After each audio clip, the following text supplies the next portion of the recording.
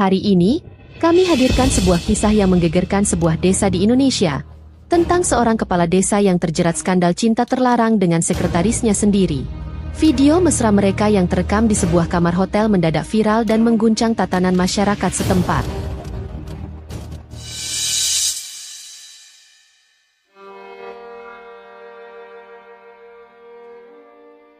Hari itu, suasana balai desa terasa lebih lengang dari biasanya.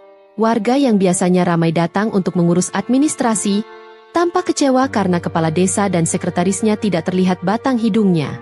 Menurut kabar yang tersebar di antara staf, Pak Rendra, kepala desa yang baru menjabat kurang dari setahun itu, sedang menghadiri rapat dinas penting di luar kota.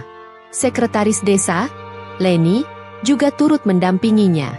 Namun bagi Bu Yuli, istri Pak Rendra yang sudah hidup bersamanya lebih dari 15 tahun, ada rasa yang mengganjal di hati.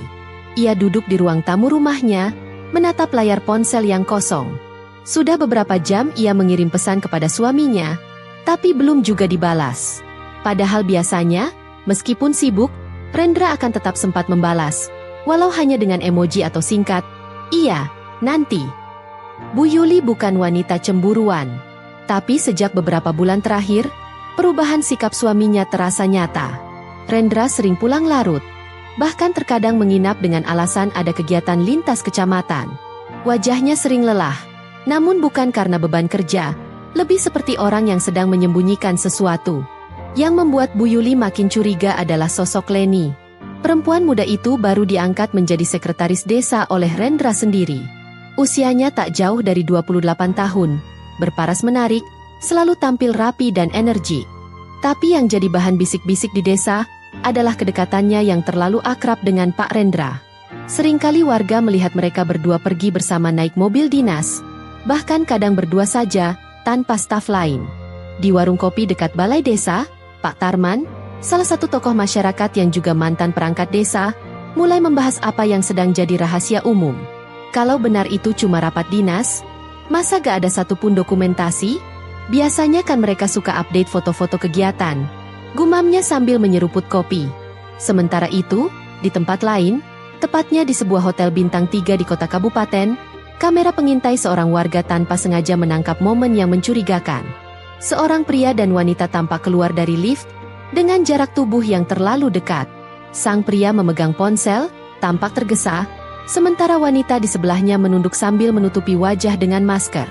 Namun yang membuat video itu mencuat bukan hanya penampilan mereka, tapi karena sosok pria dalam video tersebut sangat mirip dengan Pak Rendra. Sorotan kamera CCTV hotel pun menampakkan bahwa mereka masuk ke kamar yang sama, dan tidak keluar hingga pagi.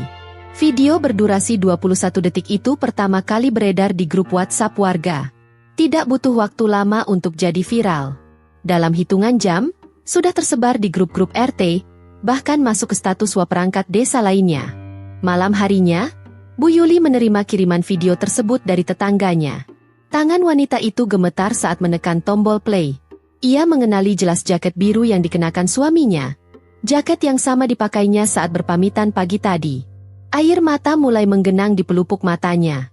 Ia bukan hanya dikhianati sebagai istri, tapi juga sebagai perempuan yang selama ini mendukung karir suaminya dari nol, dari hanya seorang staf biasa hingga menjadi kepala desa terhormat.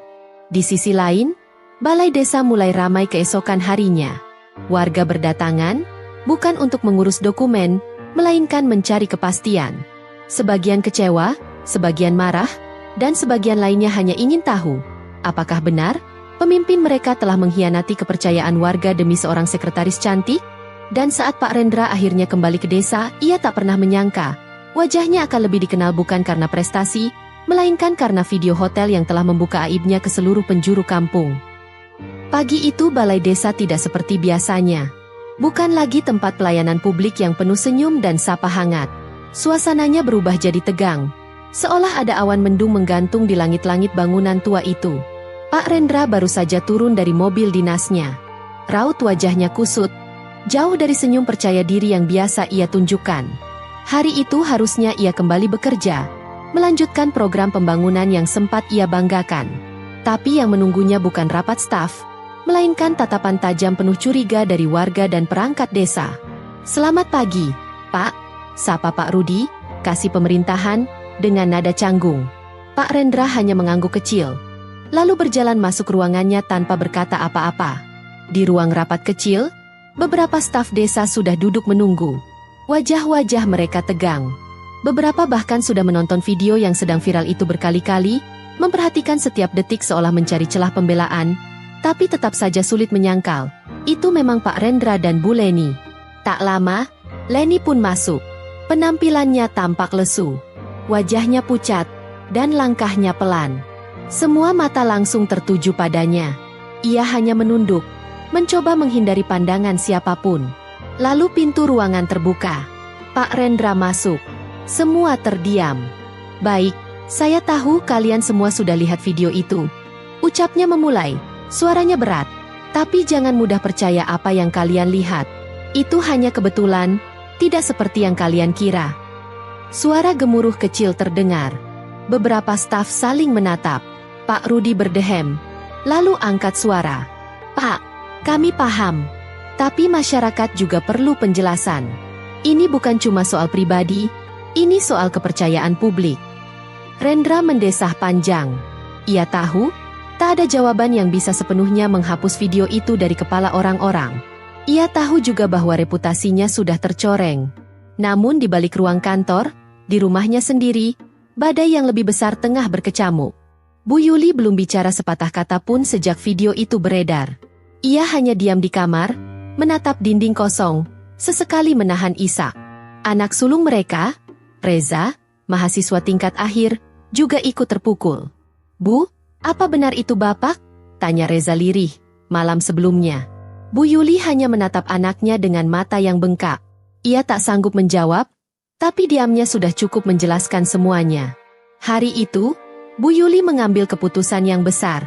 Ia mengemasi sebagian pakaian dan membawa kedua anaknya pulang ke rumah orang tuanya. Ia meninggalkan sepucuk surat untuk suaminya di meja makan. "Rendra, aku tidak kuat melihat semua ini. Aku butuh waktu untuk menenangkan diri. Anak-anak juga. Aku mohon, jika masih ada sedikit rasa hormatmu pada keluargamu, jangan buat semuanya semakin hancur." Yuli. Saat Pak Rendra pulang malam harinya, rumahnya sepi. Tak ada aroma masakan, tak ada suara anak-anak, tak ada Yuli yang menunggunya dengan teh hangat. Hanya selembar surat dan keheningan yang menyelimuti ruang makan. Ia duduk di kursi, menatap surat itu lama. Dan untuk pertama kalinya, ia menangis. Bukan karena video yang tersebar, bukan karena ejekan warga, tapi karena keluarga yang perlahan pergi menjauh. Di luar rumah, suara-suara bisik warga makin nyaring. Mereka sudah mulai membicarakan kemungkinan pemakzulan. Ada desakan agar kepala desa mundur demi menjaga nama baik desa. Sementara itu, Leni pun harus menanggung malu yang tidak ringan. Orang tuanya dipanggil ke kantor kecamatan, dan keluarganya mulai diasingkan oleh tetangga. Ada yang menyebutnya perusak rumah tangga, ada pula yang menganggapnya oportunis. Namun satu hal yang belum diketahui oleh siapapun, Leni menyimpan rahasia yang bahkan Pak Rendra belum tahu. Sebuah rahasia yang jika terbongkar, bisa mengguncang semuanya lebih dalam dari sekadar video viral. Beberapa hari telah berlalu sejak video itu mengguncang desa. Wajah Pak Rendra tak lagi menghiasi banner pembangunan atau undangan resmi, melainkan meme dan status sindiran yang tersebar di media sosial warga. Di balai desa, aktivitas berjalan lesu. Staf bekerja setengah hati, sebagian karena malu, sebagian lagi karena khawatir akan nasib pekerjaan mereka jika kepala desa benar-benar dicopot. Di tengah semua kekacauan itu, Leni memilih menghilang. Ia tidak lagi masuk kantor sejak insiden itu merebak. Rumah kontrakan kecil yang biasa ia tinggali pun tampak kosong. Warga sekitar hanya melihat ayah Leni datang sekali, membawa koper besar lalu pergi terburu-buru. Namun ternyata, Leni tidak benar-benar menghilang. Ia berada di sebuah rumah tantenya di kota sebelah, berusaha menenangkan diri, dan menyembunyikan sesuatu yang kini tak bisa ia sembunyikan terlalu lama. Pagi itu, Leni duduk di kursi plastik di depan puskesmas, tangannya gemetar menggenggam secari kertas hasil pemeriksaan. Dokter perempuan yang memeriksanya tadi bicara dengan hati-hati, tapi tegas, ia positif hamil. Leni memejamkan mata, menahan air mata yang nyaris tumpah. Kepalanya penuh. Ia tahu siapa ayah dari anak itu. Ia tahu konsekuensinya. Tapi yang paling ia takutkan adalah bagaimana jika Rendra justru lari dari tanggung jawab dan menganggapnya sebagai beban? Kembali ke desa, suasana semakin panas. Rapat darurat digelar oleh Badan Permusyawaratan Desa, BPD. Desakan agar Rendra mundur makin kencang, terutama dari para tokoh agama dan pemuda. Pemimpin yang kehilangan kepercayaan, tak pantas memimpin lagi, ujar Pak Haji Burhan, tokoh masjid setempat. Apalagi ini sudah mencoreng nama baik desa kita kemana-mana. Pak Rendra duduk di ruangannya sore itu, menatap kosong ke layar ponselnya. Puluhan pesan tak terjawab dari warga, wartawan lokal, bahkan dari dinas kabupaten.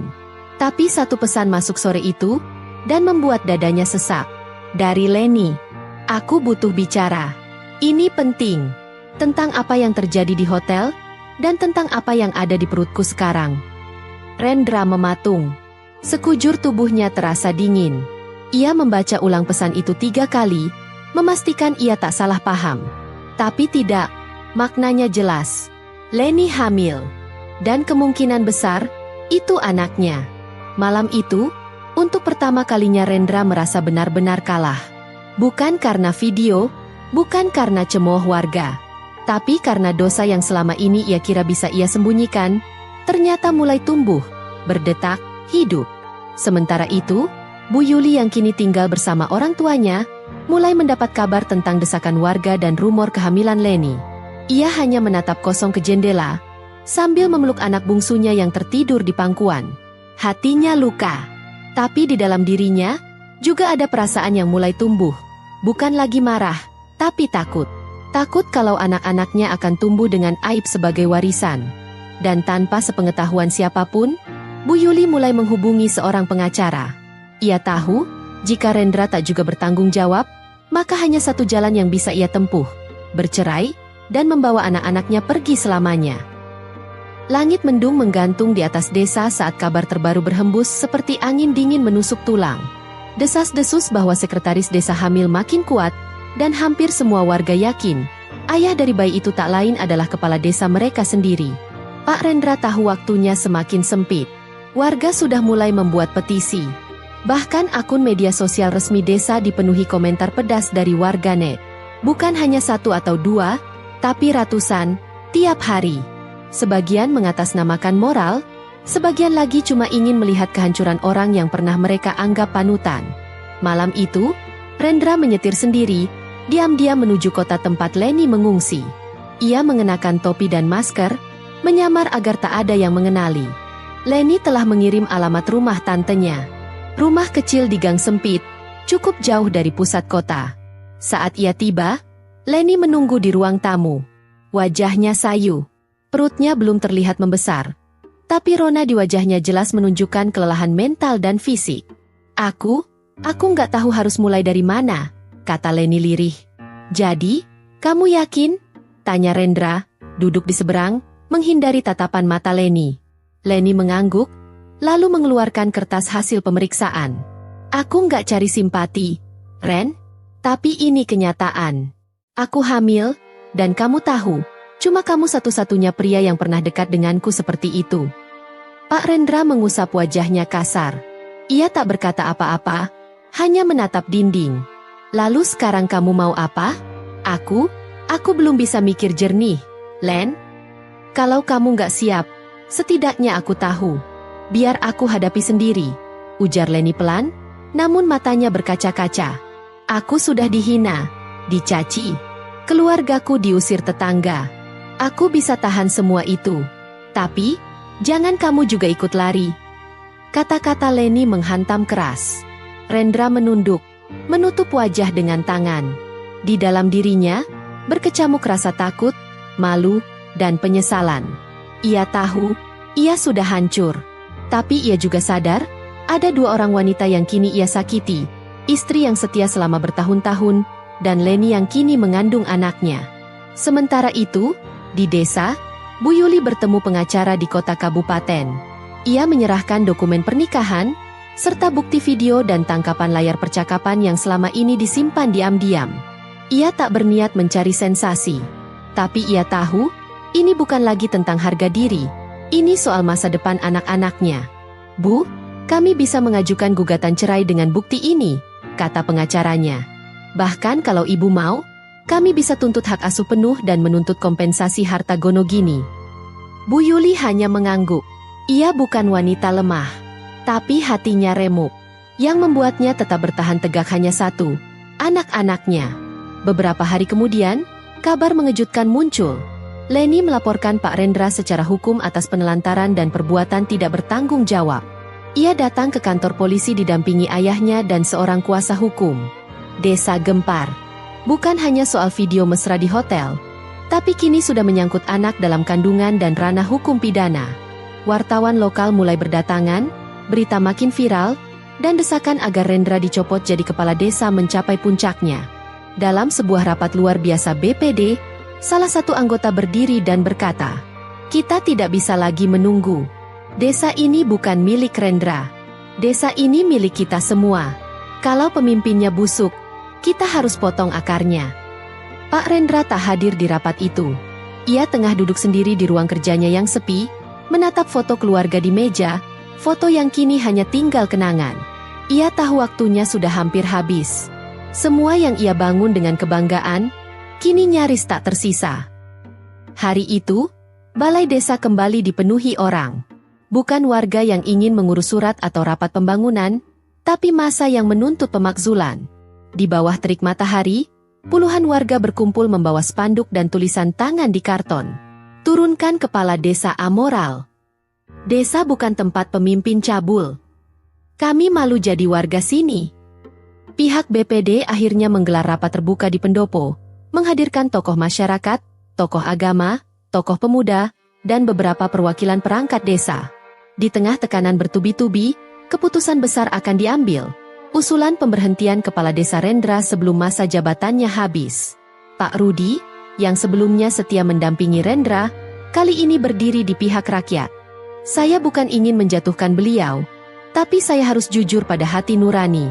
Reputasi desa rusak, pelayanan terhambat, dan masyarakat kehilangan kepercayaan. Kalau ini terus dibiarkan, kita semua ikut tenggelam. Sementara itu, Rendra tetap tak muncul.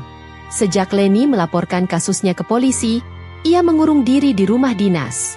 Telepon tak dijawab, pintu tak dibuka. Bahkan ajudannya tak bisa menghubungi. Di dalam rumah, Rendra tampak lebih kurus. Janggut tak terurus, matanya merah karena kurang tidur. Di hadapannya, beberapa surat terbuka dari warga dan satu amplop berisi surat panggilan dari Inspektorat Kabupaten. Tapi yang paling menyayat hatinya adalah satu foto di tangannya. Foto keluarganya saat liburan tahun lalu, ketika semua masih utuh. Ketukan di pintu memecah sunyi. Perlahan ia buka, dan ternyata Bu Yuli berdiri di depan, bersama pengacara. "Aku cuma mau kamu tanda tangani ini," katanya dingin, menyerahkan dokumen gugatan cerai. "Dan tolong jangan dekati anak-anak lagi. Biarkan mereka hidup tanpa bayangan aibmu." Rendra menatapnya, tapi Yuli tak lagi menatap dengan mata penuh cinta. Matanya sekarang dingin, tegas, dan bulat mengambil keputusan. Wanita yang dulu ia remehkan karena terlalu sabar, kini berdiri seperti benteng kokoh yang tak bisa digoyahkan. "Yu, maafkan aku. Semua ini sudah terlambat," jawab Yuli cepat. "Aku nggak datang untuk debat. Aku datang untuk pamit." Rendra menerima dokumen itu dengan tangan gemetar. Setelah Yuli dan pengacara pergi, ia terduduk lemas di lantai. Di ruang sunyi itu, hanya terdengar isak tertahan. Sementara itu, di kota kabupaten, Leni menjalani pemeriksaan lanjutan di rumah sakit. Usia kandungannya memasuki 10 minggu. Didampingi ayah dan pengacaranya, ia tampak lebih tenang, meski sesekali sorot matanya kosong. Bukan karena takut menghadapi hidup sebagai ibu tunggal, tapi karena luka yang ditinggalkan tak bisa sembuh begitu saja. "Apa kamu yakin tetap ingin proses ini lanjut sampai pengadilan?" tanya pengacaranya. Leni mengangguk. "Aku nggak ingin balas dendam. Aku cuma nggak mau anakku lahir tanpa tahu siapa ayahnya, dan tanpa pengakuan dari siapapun." Sore harinya, kabar besar menyebar di seluruh desa. BPD secara resmi mengusulkan pemberhentian kepala desa Rendra kepada Bupati. Langkah ini belum final, tapi sudah cukup menjadi pukulan telak. Dalam waktu dekat, Inspektorat akan datang untuk menyelidiki langsung. Rendra bisa dicopot, bahkan dituntut jika terbukti menyalahgunakan jabatan. Warga bersorak di pendopo, sebagian menangis lega.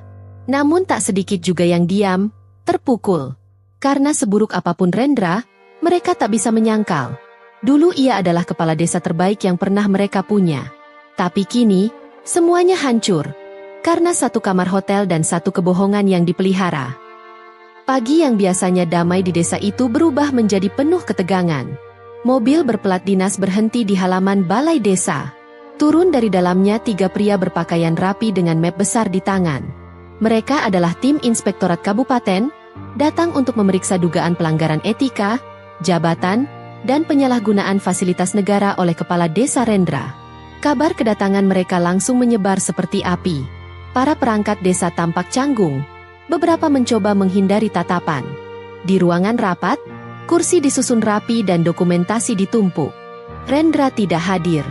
Ia mengirim surat bahwa dirinya tidak dalam kondisi sehat. Namun, ketidakhadiran itu justru membuat pihak inspektorat curiga. Pak Budi, ketua tim inspektorat, berdiri dengan suara tegas. Kami tidak datang untuk menjatuhkan siapapun. Tapi jika ada penyalahgunaan wewenang, kami tidak akan segan-segan membuat rekomendasi tegas kepada Bupati. Pemeriksaan dimulai. Mereka memeriksa penggunaan dana perjalanan dinas, termasuk nota hotel dan kendaraan operasional. Beberapa bukti sudah dikumpulkan, termasuk bukti bahwa kamar hotel tempat Rendra dan Leni menginap dibayar dengan anggaran dinas, yang semestinya digunakan untuk rapat resmi. Di tempat lain, Pak Rendra mengurung diri di rumah, menolak menerima siapapun. Ia sudah menerima informasi bahwa inspektorat tengah mengumpulkan data yang memberatkannya. Hatinya kalut. Ia tahu, ini bukan hanya soal moral lagi, tapi bisa berujung ke ranah pidana. Dalam ketakutan, ia membuka pesan suara dari seorang kolega sesama kepala desa di wilayah lain. Ren, kamu harus hadapi ini. Kalau kamu ngumpet terus, itu sama aja ngaku salah. Warga udah muak. Turun baik-baik lebih terhormat ketimbang dipecat dengan malu. Rendra tak menjawab. Ia hanya menatap cermin, melihat bayangan dirinya yang semakin asing. Wajah itu dulu dipenuhi semangat membangun desa. Sekarang hanya tampak seperti pria tua yang habis ditelan dosa. Sementara itu, Leni menerima surat panggilan sebagai saksi. Meski gugup, ia datang ke kantor Inspektorat Kabupaten. Di sana ia menceritakan kronologi hubungan mereka. Bagaimana kedekatan itu dimulai dari lembur kantor, bagaimana Rendra makin sering mengajaknya rapat luar kota, hingga akhirnya hubungan itu melewati batas. Leni menunduk saat bercerita, tapi suaranya tegas. Ia tidak menangis, tidak membela diri. Saya tahu saya salah karena membiarkan semua itu terjadi. Tapi saya juga korban. Saya tidak minta dikasihani. Saya hanya ingin bertanggung jawab atas hidup saya dan anak ini. Pihak inspektorat menilai kesaksiannya sangat krusial. Mereka juga mengamankan rekaman CCTV hotel yang memperlihatkan Rendra dan Leni masuk bersama ke kamar, serta bukti pembayaran yang sesuai tanggal dan jam dinas. Sore harinya, kabar mengejutkan tiba. Inspektorat telah mengirimkan rekomendasi resmi ke Bupati untuk memberhentikan Kepala Desa Rendra dari jabatannya, baik sementara maupun permanen, hingga kasus diselesaikan. Desa gempar. Tapi tak ada lagi yang membela Rendra. Bahkan sahabat terdekatnya kini memilih diam. Semua orang tahu, batas kesabaran warga telah habis. Bu Yuli yang menerima kabar itu hanya mengangguk kecil. Ia sedang duduk menemani anak-anaknya belajar. Saat sang anak bertanya, "Bu, ayah kapan pulang?" Yuli hanya bisa memeluknya erat. Ia tahu, hidup mereka kini akan berbeda selamanya. Malamnya, Rendra menatap selembar surat pemberitahuan dari inspektorat. Tangannya gemetar. Kepalanya berat. Ia duduk lama, menulis sesuatu di atas kertas. Surat itu hanya 2 kalimat. Saya siap mundur dari jabatan kepala desa demi menjaga martabat desa. Maafkan saya. Namun saat pagi datang, Rendra sudah tak berada di rumahnya. Rumor pun mulai beredar, bahwa ia kabur keluar kota, atau bahkan berniat menghilang untuk selamanya. Pagi itu, balai desa tampak sepi, jauh dari keramaian yang biasa. Tak ada rapat, tak ada pelayanan, hanya selembar surat pengunduran diri Kepala Desa Rendra yang ditempel di papan informasi. Tapi yang membuat warga geger bukan isi surat itu, melainkan fakta bahwa Pak Rendra menghilang sejak malam sebelumnya. Rumah dinasnya kosong, kendaraan dinas masih terparkir, tapi semua pintu terkunci. Telepon genggamnya tak aktif, dan tak satupun keluarga tahu kemana ia pergi.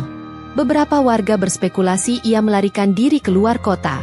Ada juga yang curiga ia mencoba bunuh diri karena tekanan mental. Kalau memang mau bertanggung jawab, kenapa pergi diam-diam? Ujar seorang warga dengan kesal. Dia tega ninggalin istri, anak, juga perempuan yang lagi hamil karena dia. Berita itu langsung menyebar. Media lokal membuat judul-judul sensasional. Tanda panah kanan tebal, kepala desa viral kabur usai diberhentikan. Tanda panah kanan tebal, skandal hotel berujung hilangnya seorang pemimpin desa. Sementara itu, Bu Yuli tetap berusaha menjaga kewarasan. Ia menolak diwawancarai media dan menghindari komentar di media sosial. Tapi ia tak bisa menolak rasa was-was saat anaknya mulai bertanya, "Ayah kemana, Bu?" Pertanyaan yang paling sulit dijawab oleh seorang ibu yang baru saja kehilangan segalanya. Yuli sempat mencoba menghubungi keluarga besar Rendra, namun semua juga mengaku tidak tahu. Hanya ibunya yang sempat berkata lirih. Mungkin dia sedang merenung, atau memang lari dari kenyataan. Di tempat lain, Leni mulai merasakan tekanan dari segala arah.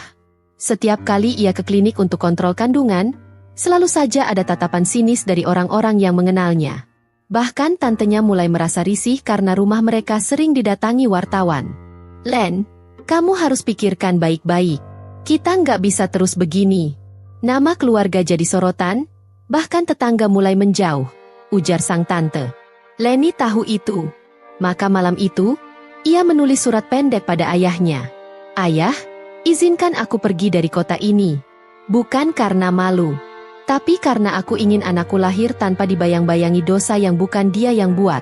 Beberapa hari kemudian, Leni diam-diam pindah ke kota lain, dibantu sebuah lembaga sosial yang fokus mendampingi perempuan korban kasus moral dan pelecehan kekuasaan. Ia membawa harapan baru, meski hatinya masih penuh luka. Kembali ke desa, Bupati akhirnya menunjuk seorang penjabat kepala desa, PJ Kades, dari staf kecamatan. Tugasnya berat, memulihkan kepercayaan warga, membersihkan citra pemerintahan desa, dan menyelesaikan sisa masa jabatan Rendra. PJ Kades yang baru, Pak Ginanjar, memulai tugasnya dengan mengumpulkan seluruh perangkat desa dan tokoh masyarakat. Dalam sambutannya ia berkata, "Kita tidak bisa menghapus masa lalu, tapi kita bisa memperbaiki masa depan. Mari buktikan bahwa desa ini masih punya harga diri." Warga mulai perlahan membuka diri. Namun tetap, bayang-bayang skandal itu tak akan mudah dilupakan. 1 minggu kemudian, surat kaleng dikirim ke balai desa. Tanpa identitas, tanpa cap pos, hanya satu kalimat. "Saya akan kembali saat semuanya tenang. Tolong jaga desa ini lebih baik daripada saya." Tulisan tangan itu dikenali, itu tulisan Rendra. 3 bulan berlalu sejak surat kaleng bertuliskan tangan Rendra tiba di balai desa. Desa mulai tenang di permukaan, tetapi bekas luka moral belum benar-benar mengering. PJ Kades Ginanjar bekerja keras menata ulang pemerintahan desa. Ia memberlakukan transparansi dana, mengganti beberapa perangkat yang dianggap terlalu dekat dengan Rendra, dan rutin menggelar musyawarah terbuka. Namun di balik perubahan itu, ada satu bayang-bayang yang belum juga hilang.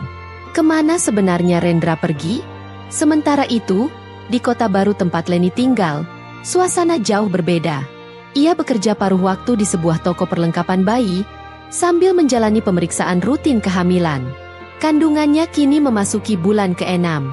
Suatu sore, saat ia sedang merapikan rak botol susu, seorang pelanggan wanita mendekatinya dan berkata pelan, "Kamu yang di video itu, ya?"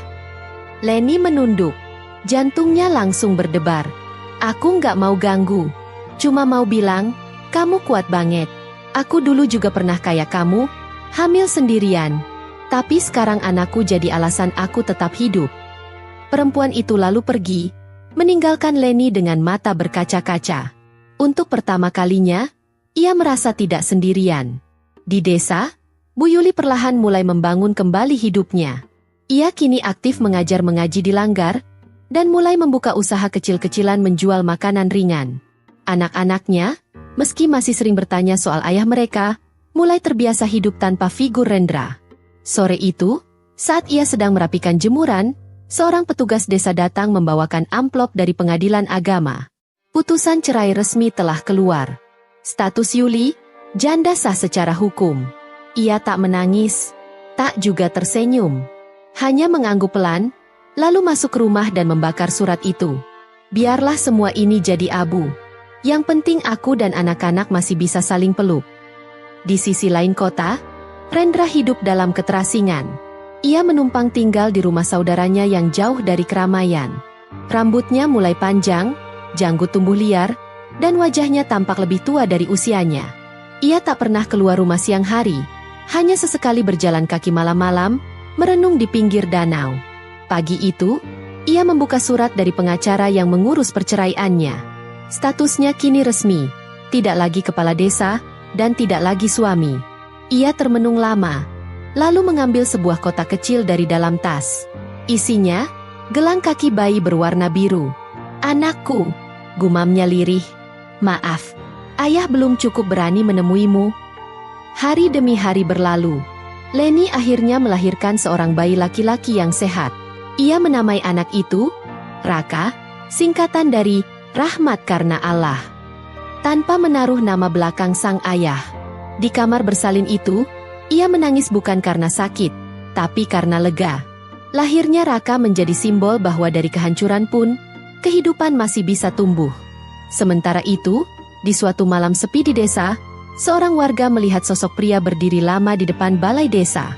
Ia mengenakan jaket lusuh, wajahnya tak jelas karena tertutup topi. Tapi ia berdiri diam, menatap bangunan itu lama sekali, lalu berjalan pergi tanpa bicara. Esok paginya, PJ Kades menemukan selembar surat di kursi pendopo. "Saya sudah melihatnya dari kejauhan. Desa ini jauh lebih baik tanpa saya. Terima kasih sudah menjaga apa yang pernah saya rusak. Saya tidak akan kembali, tapi saya akan menebus semuanya, dalam diam. R." Desa mulai pulih perlahan. PJ Kades Ginanjar terus berupaya membangun kepercayaan warga, mengajak tokoh masyarakat untuk bersama-sama memulihkan nama baik desa yang sempat tercemar. Namun, tak semua warga mudah melupakan skandal yang menghancurkan sosok pemimpin yang dulu mereka hormati. Di warung kopi desa, percakapan warga sering kembali pada nama Rendra. Ada yang membela, ada pula yang mengutuk. Tapi suara paling keras berasal dari kalangan ibu-ibu yang merasakan dampak langsung. Anak-anak mereka menjadi bahan gunjingan di sekolah, dan warga lain mulai meragukan kredibilitas perangkat desa yang dulu dekat dengan Rendra. Di kota, Leni menjalani hari-hari sebagai ibu tunggal yang kuat. Meski dihantui rasa malu dan stigma, ia bertekad membesarkan Raka dengan penuh cinta dan tanpa beban masa lalu. "Ini bukan akhir hidupku," katanya pada dirinya sendiri saat menatap bayi kecil yang tertidur di pelukannya. Namun, kenyataan tidak selalu mudah.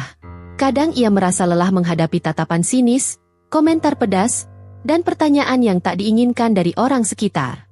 Butuh waktu baginya untuk belajar memaafkan dirinya sendiri, dan menerima bahwa hidup harus berjalan. Sementara itu, Rendra menjalani hidup dalam pengasingan diri. Ia mulai aktif mengikuti pengajian dan berdamai dengan dirinya.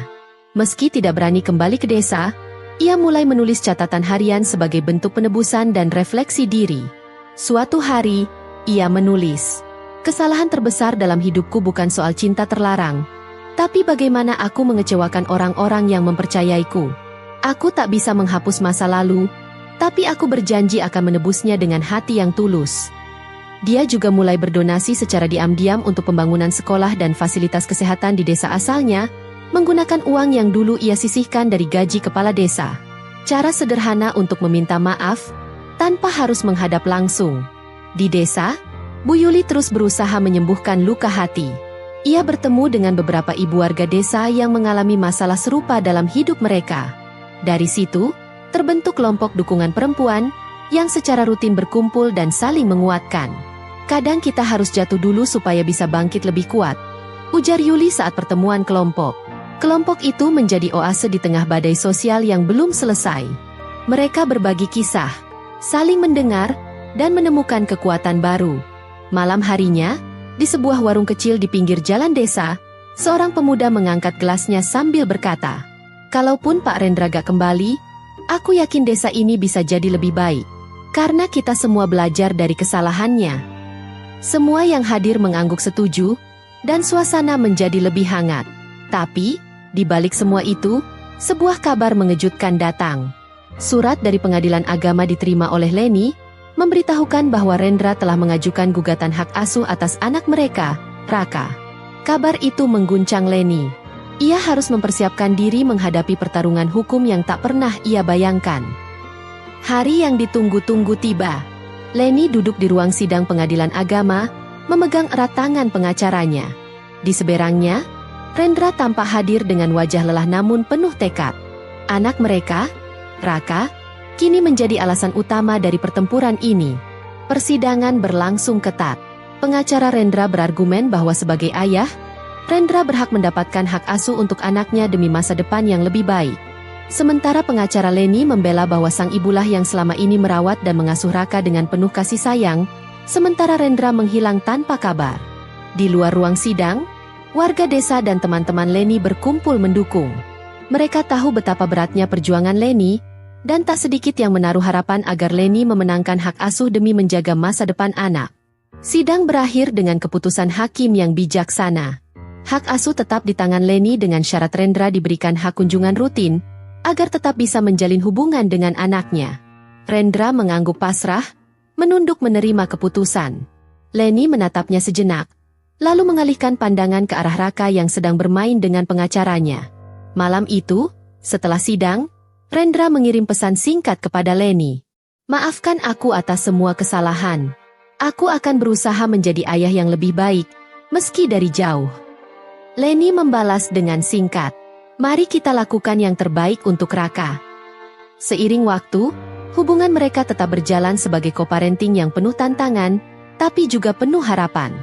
Desa perlahan pulih dari masa-masa kelamnya, dan warga mulai melupakan kontroversi yang pernah mengoyak nama baik kepala desa mereka. Di akhir cerita, Bu Yuli dan Leni bertemu di sebuah acara pengajian. Mereka saling berbagi cerita dan tawa kecil, bukti bahwa hidup memang terus berjalan meski pernah terjatuh. Kita mungkin bukan pemenang dalam cerita ini, kata Bu Yuli, tapi kita masih punya kekuatan untuk memulai lembaran baru. Cerita ini mengajarkan kita bahwa kesalahan dan pengkhianatan memang bisa menghancurkan. Tapi maaf, pengampunan, dan keberanian untuk melanjutkan hidup adalah jalan keluar yang sejati. Terima kasih sudah mengikuti kisah ini.